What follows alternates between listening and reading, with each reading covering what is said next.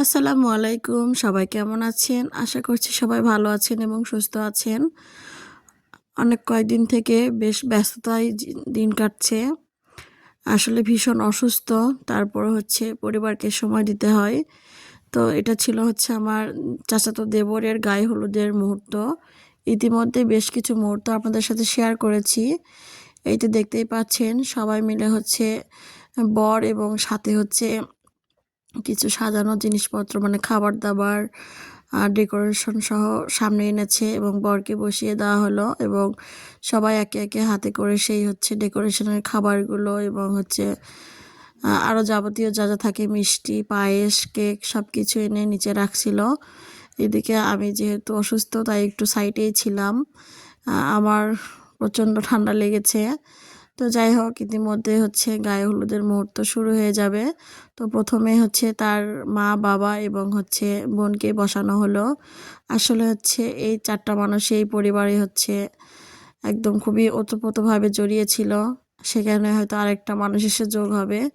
তো সবাই মিলে হচ্ছে বরকে একটু হলুদ ছুঁয়ে মিষ্টিমুখ করালো। আসলে এই মুহূর্তটা কিন্তু অনেকটা কষ্টের। সবার চোখ হচ্ছে ছলছল করছিল পানিতে। কখন যেন কেঁদে দেবে। হয়তো মেয়ে হলে কেঁদেই দিত। ছেলে মানুষ অনেক শক্ত হয়। তো যাই হোক ওনারা উঠে যাওয়ার পর একে, একে সবাই মিলে গায়ে হলুদ দেওয়া হচ্ছিল পর্ব, পর্ব করে। এদিকে হচ্ছে আমরা শ্বশুরবাড়িতে যতগুলো ছিলাম কচিকাঁচারা, বউরা, ভাইরা সবাই মিলে হচ্ছে হলুদ দিতে বসে গেলাম। আর হচ্ছে ক্যামেরাম্যানের দায়িত্বটা দিয়েছিলাম আমার বরকে। আমার বর হচ্ছে সবাইকে ডাকছিল এখানে ছবি ওঠানোর জন্য।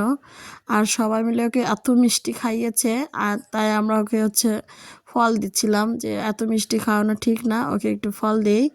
এই যে আমার ক্যামেরাম্যান ভিডিও করছিলেন আর সবাইকে ডাকছিলেন সামনে। ও তো এক পর্যায়ে সবাইকে ডাকতে, ডাকতে রেগে গিয়েছিল বেচারা। তো যাই হোক এরপর আমরা সবাই মিলে খুব সুন্দরভাবে ফটোগ্রাফি করলাম। মুহূর্তগুলো আসলে ধরে রাখার মতো এজন্য ছোট, ছোট ক্লিপ নিয়েছিলাম আমি। এদিকে আমি তো রেগে গেছি। হচ্ছে সবাইকে ডাকছিলাম আর ভালো করে ভিডিও করার জন্য বলছিলাম। তো যাই হোক এই ছিল মুহূর্ত, সুন্দর মুহূর্ত। আসসালামু আলাইকুম সবাইকে শুভ সন্ধ্যা। এখন হচ্ছে আমার দেওরের গায়ে হলুদ হচ্ছে। আবার গানের জন্য ধরবে তো কিন্তু আমরা হচ্ছে সবাই মিলে হচ্ছে দেখতেছি। আমরা একটু আগে হলুদ দিয়ে আসলাম। আমার দেবর মোটামুটি শেষের দিকে এখন নাচা গানা হবে। আপনাদের সাথে সব মুহূর্তগুলো শেয়ার করার চেষ্টা করব। তো এই যে এখানে আমরা হচ্ছে বসে আছি সবাই। হাই দাও সবাইকে, হাই। আল্লাহ হাফেজ। তো এই যে বললাম ইতিমধ্যে কিন্তু হচ্ছে নাচা গানা শুরু হয়ে গেছে। এটা হচ্ছে আমার ভাসুরের মেয়ে, মানে আমাদের হচ্ছে পরিবারের বড় নাতনি আর কি। তো ও নাচা শুরু করে দিয়েছে। আর এরপর হচ্ছে আমার ননদ, এটা হচ্ছে আমার নিজের একটা ননদ আর হচ্ছে চাচাতো ননদ। ওরা সবাই মিলে খুব সুন্দর নাচছিল। ওরা হচ্ছে আগে থেকে হয়তো প্র্যাকটিস করেছিল, এই জন্য খুব সুন্দর নাচছিল। তো এই ছিল আমার সুন্দর কিছু কাটানো মুহূর্ত। যদিও হচ্ছে বাদ্যযন্ত্রগুলো হচ্ছে দেওয়া যাবে না, তাই আমি হচ্ছে দিলাম না। আমার জায়ের মেয়ে হচ্ছে ডানা কাটা পরি গানে নেচেছিল আর এখন নাচছে হচ্ছে ওরা কবে দিমু গলায় মালা রে। তো যাই হোক ওরা কিন্তু খুব সুন্দর নাচে, তাই না? আমার কাছে কিন্তু বেশ ভালো লেগেছে। তো একের পর এক ওদের হচ্ছে নাচা গানা চলতেই আছে। এরপর হচ্ছে আমার বর, সে হচ্ছে আর হচ্ছে চুপ না থাকতে পেরে উঠেই গেল ভাস্তির সঙ্গে নাচার জন্য। এদিকে আমার ছেলেকেও নিচ্ছে কিন্তু আমার ছেলে তো ভীষণ লজ্জা পাচ্ছে। এদিকে হচ্ছে এবার হচ্ছে আমার ভাস্তি মানে আমার ভাসুরের মেয়ে, ভাসুর এবং আমার হাজব্যান্ড মানে সবাই মিলে একদম নেমে পড়েছে মাঠে নাচার জন্য। যাই হোক এই মুহূর্তটা কিন্তু একদমই বেশি ভালো ছিল, কারণ হচ্ছে সুপ্ত হচ্ছে মানে আমার জায়ের মেয়ে, ওর বাবাকে বাবা ডাকে আর হচ্ছে আমার হাজব্যান্ডকে বাবাই ডাকে।